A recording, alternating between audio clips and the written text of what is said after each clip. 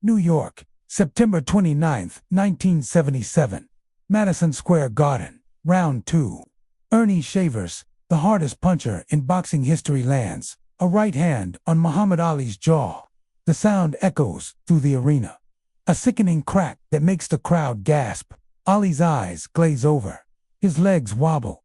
He's hurt, really hurt, about to go down. But then Ali does something that defies logic, defies instinct, defies everything you know about survival. He smiles at Shavers. Not a nervous smile, a genuine, confident smile. Like nothing happened. Shavers sees it. Confusion floods his face. Did I not just hit him? What happens over the next 13 rounds isn't just a fight. It's a masterclass in psychological warfare when your body is betraying you. And it starts with the most dangerous lie Ali ever told. That didn't hurt. Let me tell you about Earnie Shavers. 74 professional fights, 68 knockouts, 92% knockout rate, the highest in heavyweight history. George Foreman, the man who destroyed Joe Frazier and Ken Norton, said this about Shavers. Earnie Shavers hit me harder than any man ever hit me. Harder than me, harder than anyone. That's George Foreman. The man Ali rope-a-doped, saying someone hits harder than him. Larry Holmes fought Shavers, said Earnie Shavers could punch you in the neck with his right hand and break your ankle. Ron Lyle fought Shavers, spent 3 days in the hospital after, said he heard angels singing. This is the hardest puncher who ever lived. And on September 29, 1977, he's fighting Muhammad Ali. But this isn't peak Ali. This is 35-year-old Ali. Past his prime, slower, older, more vulnerable. 2 years after Manila. 1 year after beating Ken Norton in a split decision that many thought Norton won. Ali should have retired. Everyone says it. His reflexes are gone.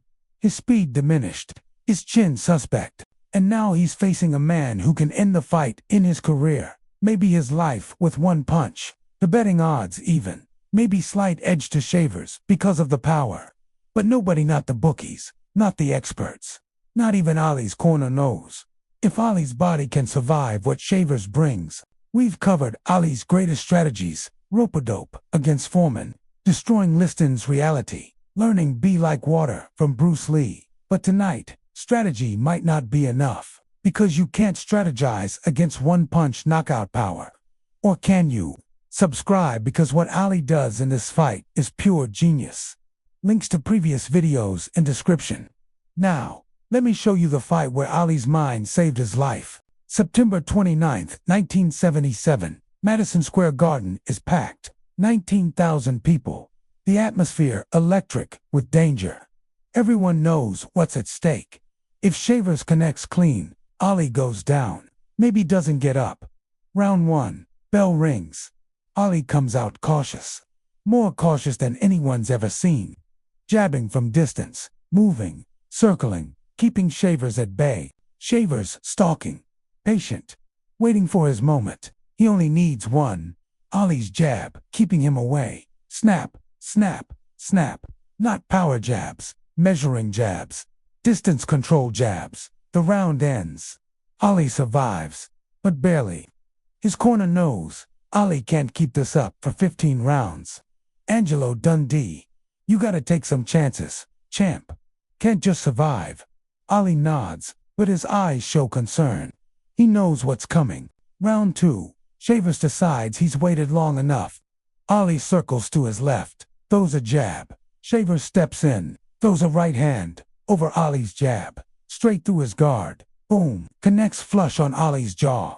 The sound reverberates through Madison Square Garden. Ali's head snaps to the side. His eyes go blank for a split second. His legs do a little dance that wobble every fighter knows. The wobble that says, "You're hurt bad." The crowd gasps. Shavers sees it, moves in for the kill. Ali's corner screaming, "Move, get away." But Ali doesn't move away. Does something else entirely. Something insane. He looks at Shavers and smiles. Not a grimace, not a pained expression, a genuine smile, like he's enjoying himself.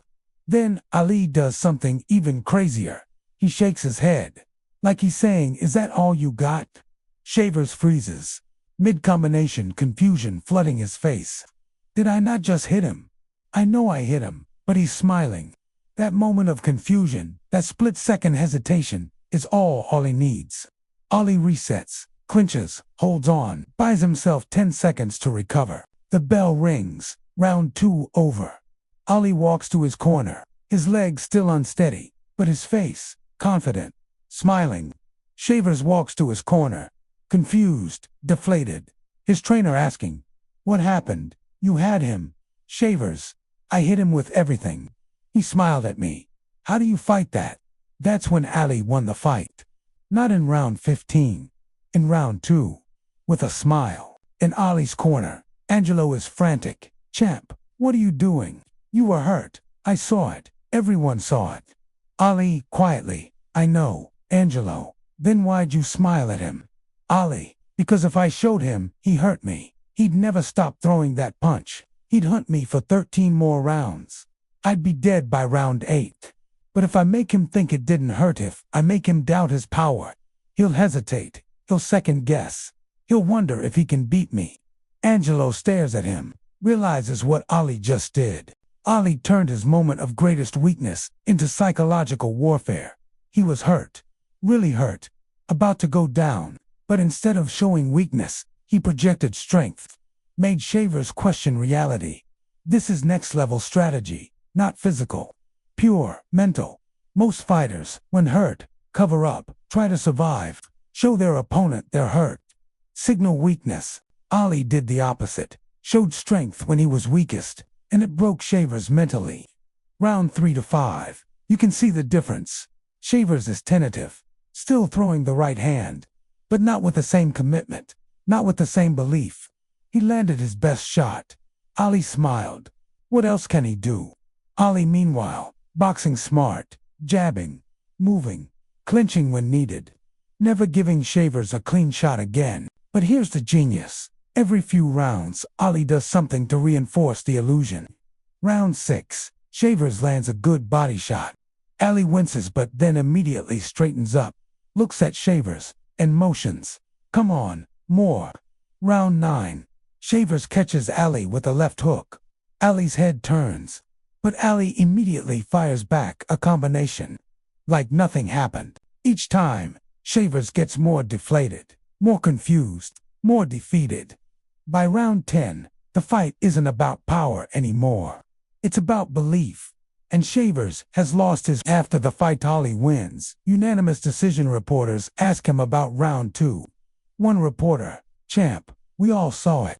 Shavers hurt you in round 2. Why'd you smile?" Ollie pauses, then explains, "Earnie Shavers is the hardest puncher I've ever faced. Harder than Foreman, harder than Liston, harder than anyone. In round 2, he hit me so hard, I saw stars. My legs went. I thought, this is it. This is how it ends. But then I remembered something. Something I learned from every fight I've ever fought. The fight isn't about who hits harder. It's about who believes harder. If I showed Earnie he hurt Miff, I backed up, covered up, looked scared. He'd believe he could knock me out. And belief becomes reality. But if I made him doubt, if I made him question whether he even hurt me, then his power doesn't matter. Because power without belief is just wasted energy." So I smiled. Not because it didn't hurt, because it hurt so much that I had to make him think it didn't. That's the difference between surviving and winning. Survival is about protecting yourself. Winning is about destroying your opponent's belief. The reporter asks, "But what if he'd hit you again? What if the smile didn't work?" Ali says, "Then I'd go down, and I'd lose. But at least I'd lose while making him doubt. Better to go down with his mind broken than my spirit broken." This is the evolution of Ollie's philosophy. Against Liston, destroy his reality, mental warfare. Against Foreman, rope-a-dope physical strategy. Bruce Lee taught him, be like water, adaptation. Against Shavers, fake strength when you're weakest, ultimate bluff. At 35 years old, past his prime, body failing, Ollie has mastered the final level. When your body can't win, your mind must. This is different from any fight we've covered. This isn't about strategy or technique. This is about pure psychological survival. If you're in a situation where you're outmatched, where you're weaker, slower, older. This video shows you how to win anyway. Drop a comment. Have you ever had to smile when you were hurt? Let's talk about it. And hit subscribe because the final videos in this series get even deeper. But there's something the cameras didn't show. Something Ali only admitted years later. The Shavers fight was one of his last great performances. After this, Ali's decline accelerated. He fought 2 more times, lost to Leon Spinks, 1978, looked slow, old, finished, beat Spinks in rematch, 1978, won, but barely. The Shavers fight that round to punch did damage Ali never recovered from. He said in an interview years later, "Earnie Shavers' punch in round 2 changed something in my brain. I felt different after that fight, slower, foggier, like something disconnected."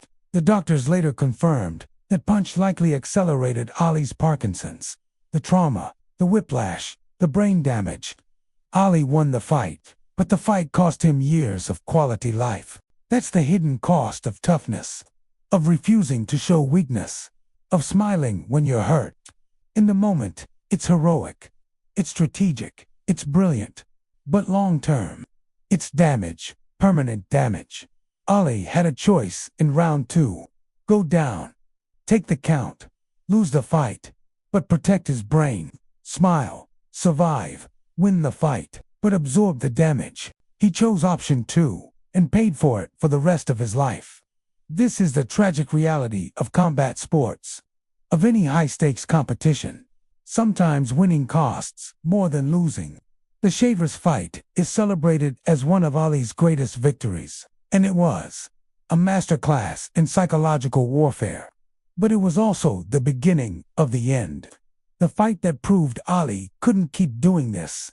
His body had reached its limit. He should have retired after Shavers, at the top, as the man who beat the hardest puncher in history with pure mind games. But he didn't. Fought Leon Spinks, lost, fought Spinks again, won. Then Holmes. Disaster. Because the hardest thing in the world is knowing when to stop, especially when you keep winning. Here's what the Shavers fight teaches us. Beyond boxing, there are moments when you have to bluff, when showing weakness means death, when you must project strength even when you have none. In business, the startup meeting with investors when you're broke. In relationships, the confrontation where backing down means losing respect.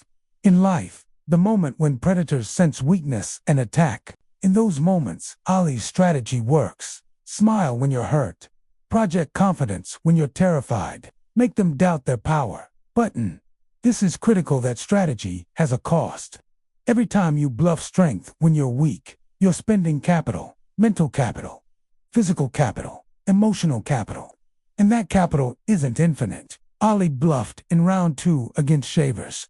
It worked. He won. But it cost him, accelerated his decline, shortened his career. The wisdom isn't just knowing how to bluff. It's knowing when to bluff and when to fold. Against Shavers, Ali had to bluff. No other option. If he'd shown weakness, Shavers would have destroyed him. But against Holmes 3 years later, Ali should have folded, should have retired, should have walked away. Instead, he kept bluffing, kept projecting strength he didn't have, and it destroyed him. That's the tragedy. The same strategy that saved him against Shavers killed him against Holmes. Because strategies have contexts. What works at 35 doesn't work at 38. What works when you're damaged but functional doesn't work when you're broken. Knowing when to stop is harder than knowing how to fight. Ali mastered fighting, never mastered stopping. Here's what Earnie Shavers versus Muhammad Ali teaches us. Sometimes you have to smile when you're hurt. Sometimes you have to project strength you don't have. Sometimes survival requires the greatest performance of your life. But here's the deeper truth. That performance has a cost. And if you keep performing when you should be recovering, you'll break. Right now, in your life, you might be in round 2 against your own Earnie Shavers. A business that's about to fail, but you're projecting confidence. A relationship that's broken, but you're pretending it's fine. A career that's destroying you, but you're smiling through it. A health crisis you're hiding because showing weakness feels like death. Ali's strategy works. Short term. Smile. Project strength. Make them doubt. Survive the round. But Ali's tragedy shows You can't do it forever. Eventually, you have to stop performing and start healing. Stop bluffing and start rebuilding. Stop projecting strength and start admitting weakness. The question isn't whether Ali should have smiled in round 2. He should have. It saved him. The question is, should he have fought again after Shavers? No, he shouldn't have, because that win cost him more than a loss would have. So here's your question. What round 2 are you in right now? Where are you smiling when you're hurt? Where are you projecting strength you don't have? And more importantly, is this the fight where you bluff and survive? Or the fight where you should fold and walk away? Because Ali teaches us both lessons. Sometimes you must bluff to survive. But if you bluff forever, you'll destroy yourself. The wisdom is knowing which moment is which. Ali got it right against Shavers, got it wrong against Holmes. Don't make Ali's mistake. Know when to smile through the pain. And know when to admit you can't take another punch. There are moments when you must smile while you're hurt. But if you never stop smiling, you'll never heal.